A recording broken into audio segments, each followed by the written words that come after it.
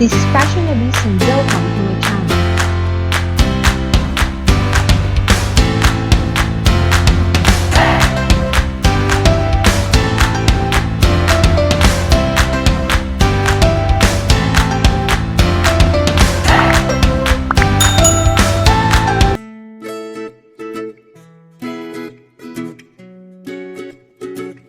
Ito ang mga gagamitin nating sangkap sa pagluluto ng lugaw.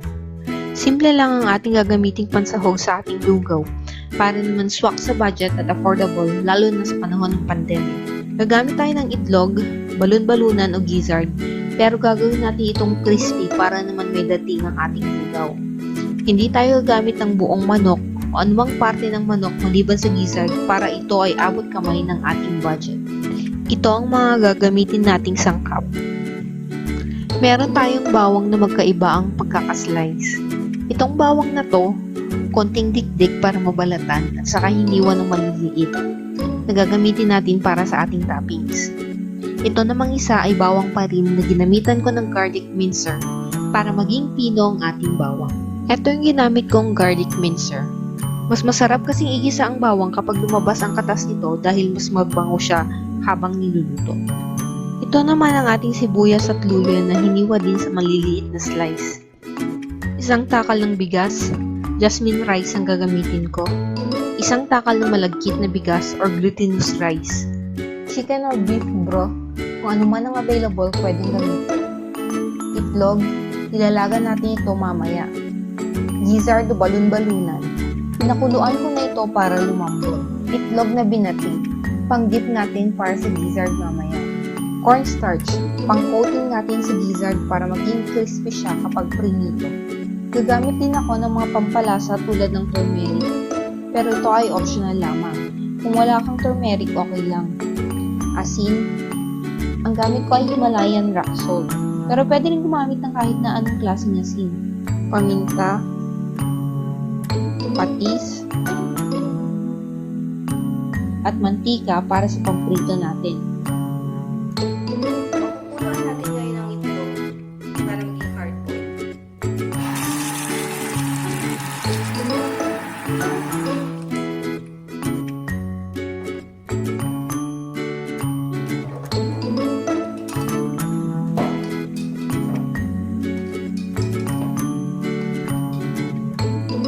Pakuluan ng itlog hanggang sa ito ay maluto.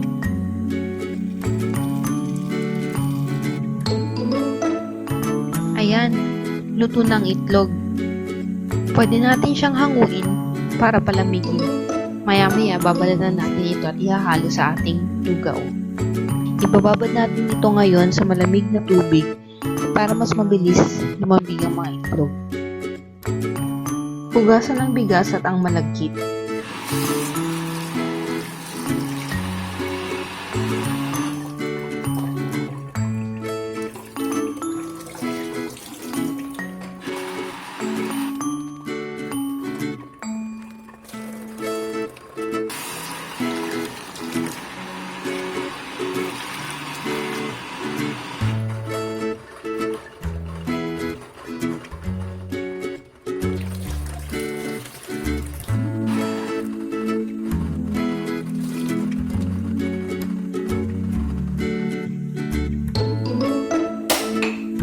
Umpisahan na natin lutuin ng lugaw.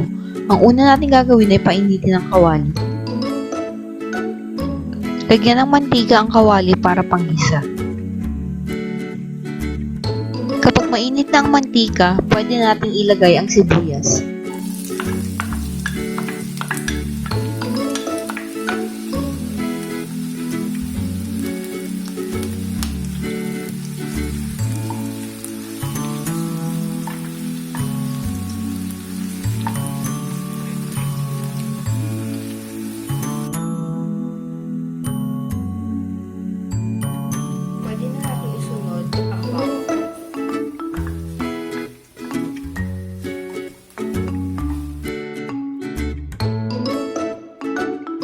Para sa akin, mas masarap ang bawang na igisa kapag ito ay tumatas.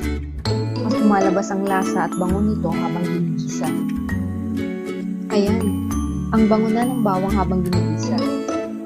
Mas Gusto hindi pa nag-brown ng bawang, pwede na natin isabay ang luya para kumatas naman ang luya natin.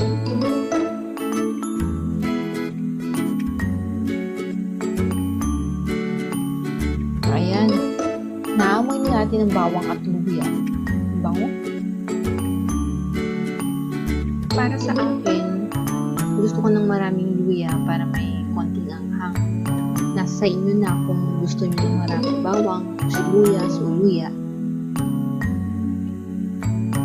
Ngayon, since hindi tayo gagamit ng kahit na anong parte ng manok bukod sa balon-balunan o gizzard, gagamit tayo ng broth. Pwedeng beef broth or chicken broth, yung mga pinagpakuluan nyo. Or kung talagang wala, pwedeng gumamit ng pampalasa tulad ng Maggi or Nor cubes. Lakasan lang natin ng konti ang apoy. At pwede na natin himplahan yung patis. Para habang kumukulo, nandun na rin yung lasa.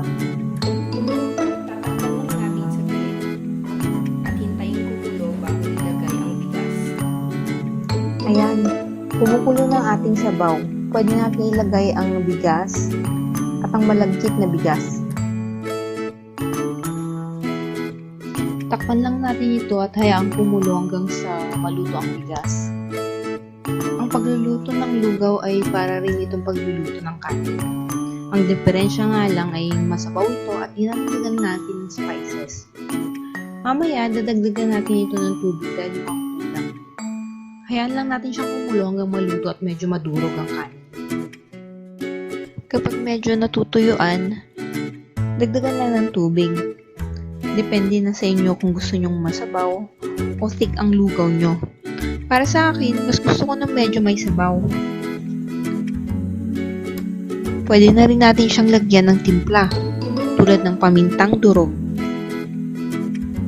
Depende rin sa inyo kung gusto nyong mapaminta. Ako kasi gusto ko ng medyo marami. Yung nilalasahan ko yung paminta.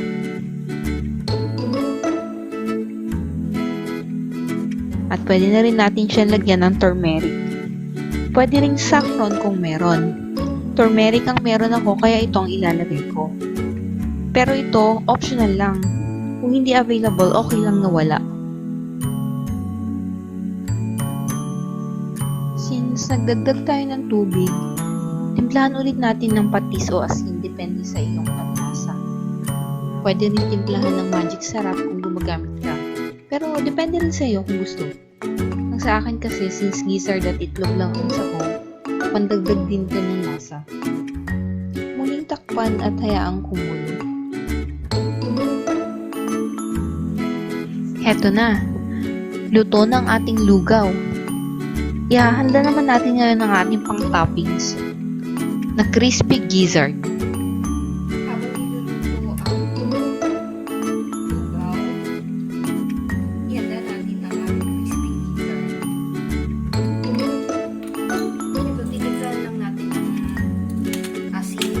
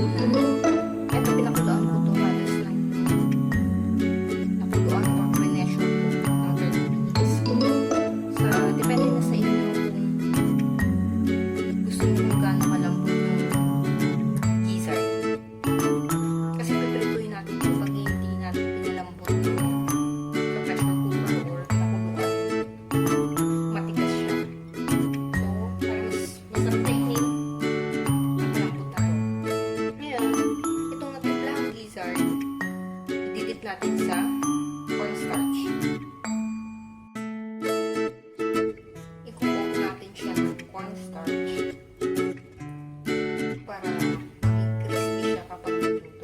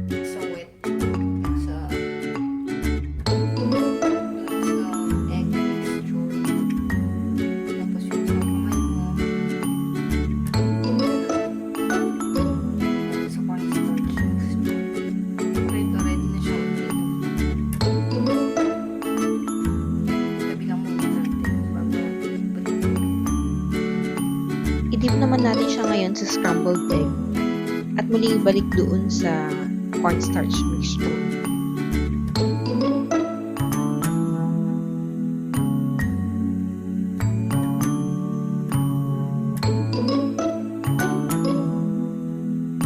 Ipiprito na natin ang gizzard. Painitin muna natin ang deep fry pan. Kapag mainit na ang pan, lagyan ng mantika at painitin muna bago ilagay ang mga gizzard. Mas magandang gumamit ng mataas na frying pan para konti lang yung mantika. Madi-deep fry na ang prito natin. Although maliit lang naman ang gizzard natin, okay lang kahit hindi gaano mataas ang mantika. Kapag mainit ang mantika, pwede natin ilagay unti-unti ang ating gizzard. Hinahinaan ko lang muna yung apoy para hindi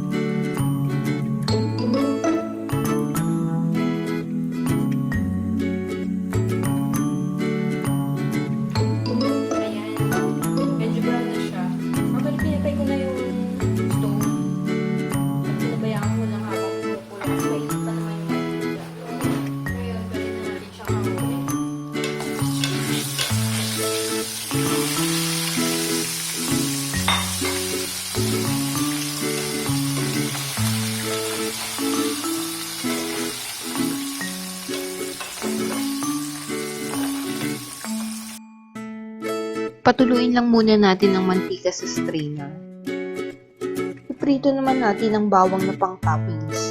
Ilagay lang natin ang bawang na hiniwan ng maliliit sa strainer para mas madali itong hanguin kapag luto na.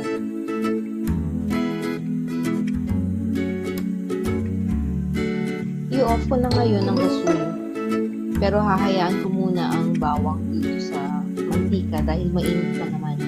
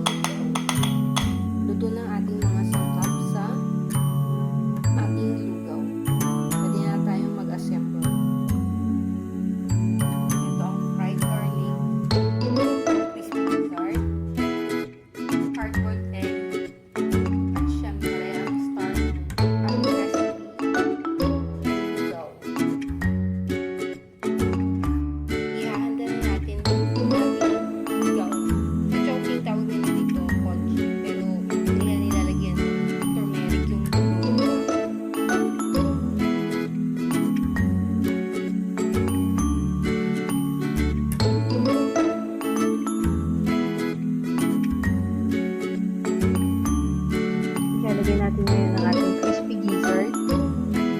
Nasa sa inyo na kung gaano marami. Dahil kasi naman ang kakain. Diba?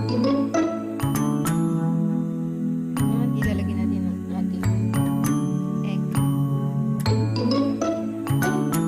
Wala akong spring onion na pang garnish. So, pagtsaga na natin. Pwede na yan.